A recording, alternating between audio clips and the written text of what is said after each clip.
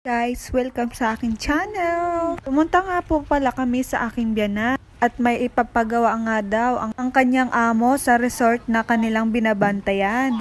So yun na nga, inumpisahan na nilang magtrabaho. At ako naman, hindi ko mapigilang malingat sa magandang karagatan. Bukod sa ang sarap pagmasdan, ang sarap pa ng simoy ng hangin. At talaga naman nakaka-refresh ng utak. Ako nga lang po ang mag-isa po dyan at gawa ng nagtatrabaho sila. At talaga namang mapapakanta ka sa simoy ng hangin. At hindi ko namalayan tanghali na po pala. At hindi ko namalayan tapos na pala ang trabaho nila. At yan nga po pala ang aking asawa ay abay pagkasipag naman. At yun na nga tanghali na at kumain na sila. Talaga namang pagkasarap-sarap kumain. Pagka ganito ang tanawin. Hay, sarap buhay.